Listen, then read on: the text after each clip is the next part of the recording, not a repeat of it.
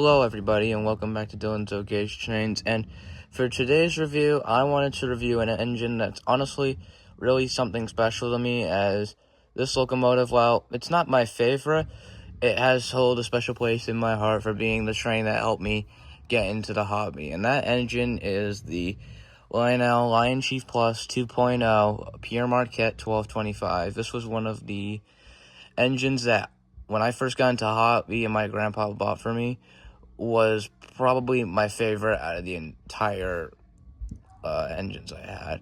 But yeah, so let's get into the review. Okay, so I'd first like to do a little bit of a history bit on the 1225, as in 1941, this locomotive would be first built by the Lionel Locomotive Works, and for the most part of its service life would shuttle wartime freight and steel across Michigan. However, unfortunately, at 1951, it would be replaced by diesels. But let's see light at the end of the tunnel, as the president of the Chesapeake and Ohio Railroad would donate this to the University of Michigan for engineering students to study. And the engineering students had a mad idea, and the idea was to try and get this engine back in running order again. And they created the University of Michigan Railroad Club in order to put 1225 back in action. However, the university have one major agreement, in that the day the university students stopped working on the 1225, the day would be to be scrapped. And to further this point, they would end up scrapping a freight car that was parked where the engine was on static display at the university. And so the students definitely knew that they had to kick it up a notch when it came to restoring the engine, and soon it would be restored and has been operating ever since, and only with the Polar Express movie releasing a few years later only made its popularity grow, as it became sort of a celebrity locomotive similar to the 131. But yeah, that's just a little bit of history and background for this engine, so let's get into the features and details of this engine. Okay, let's first take a look at the front of the locomotive. So, as you can clearly see from this engine just on its own, obviously, even though it does have LionChief Plus 2.0, this engine is using the 2000s Lionel Jr. Berkshire. So some details, unfortunately, were taken away. Like, it still has the non-moving front knuckle coupler from the original Junior Berkshire, but it does have a couple of features putting it apart from it, being the illuminated head marker lights. You got your swinging bell, and a few just smaller details. As you can see a little bit from like here, the engine, I don't know if it was damaged in shipping or it got a little bit scratched, but it kind of scuffed up the paint a little bit. If you can really like zoom in a little bit here, you can see again still a little bit of paint damage. I treated this engine when I got it from my grandpa with the utmost care, so I think this was mostly from when it was being shipped. And as you can see clearly from the zoom in, you can see the little builder's plate that they added to this engine. And I honestly think that's something really special, because I think they still have this on the newer versions. I might be wrong. I know they definitely didn't do it with the junior engines. But, yeah, for the most part, it actually looks pretty good. If I were to say the one complaint I have with this is mainly that the smoke box is a little bit lighter than the rest of the engine, but it's never been a huge issue for me. But yeah, let's get into the rest of this engine.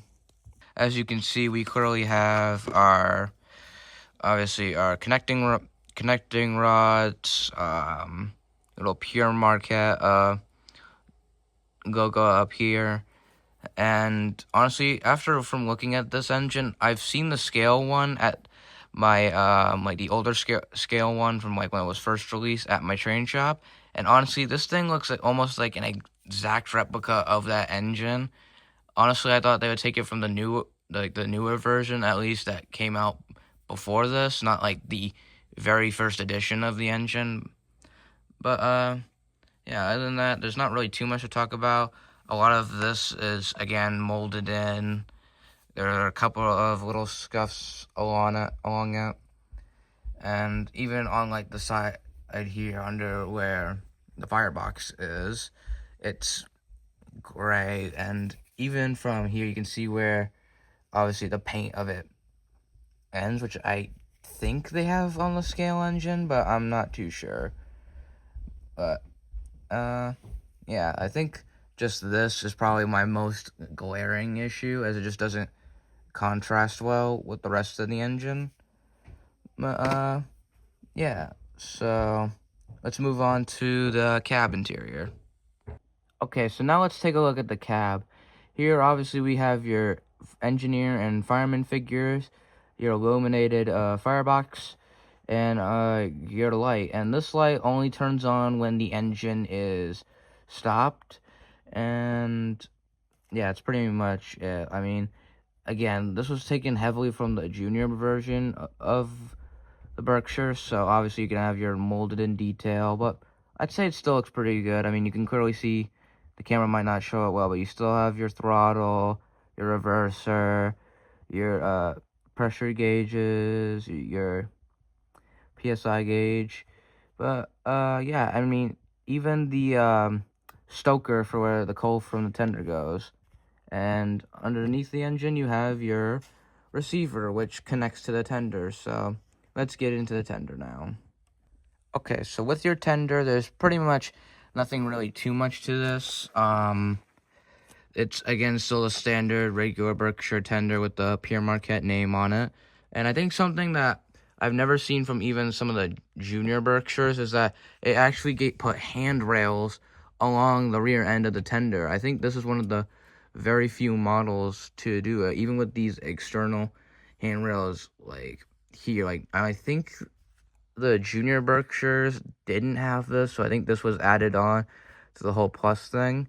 And even on the back, it adds details like the number, the amount of gallons of water the tender can hold. And yeah, you also have your little electro coupler, which I will show how to do as we get into the operation of this engine and the sound. So let's get into that. Okay, so let's get this engine started. And the engine sort of starts similar to how my Lionel Thomas starts, but this engine does not come with a remote. You'll have to buy one of these Lionel universal remotes, which can hook up to 3 different engines. So whatever number you place, you have assigned to the engine you can use. So let's turn it on, and I already have truck power on. And whatever number you hit here will start the engine. So I have this engine assigned to number 3, so let's press number 3. And you can tell by the lights coming on, the little whistle it gave. And yeah, let's get into some of the sounds. So you have your whistle. I really like the whistle on this one.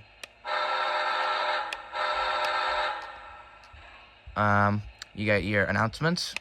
Dispatcher, ready to roll. Can I pull? Over. We're waiting for a work extra to get in the clear. Hold for my signal. Out. You got your bell.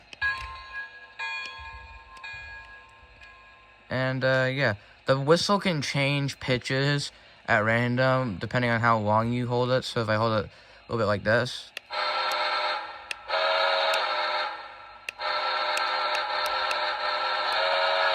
you see occasionally we'll get that little upbeat, but that honestly comes at random. So I don't know if this is just with my model or something, but let me turn it back to the cab. You can clearly see the little lights on since the engine's at a standstill. But yeah, let's get into the electro coupler.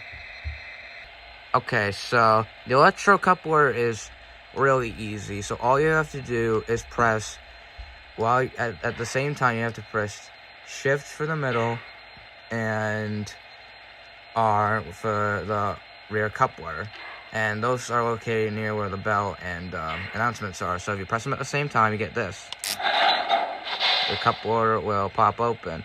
And if you do don't do this right, unfortunately, it would just play the bell and the announcement at the same time.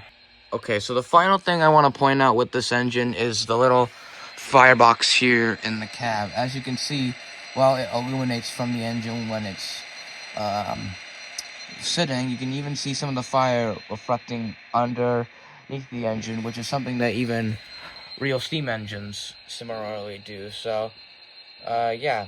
And now I'll let it have a little run session and let you guys just enjoy. Dispatcher, air is made. Brake test complete. Are we clear to pull? Over. You are clear to depart on your cab signal indication. Out.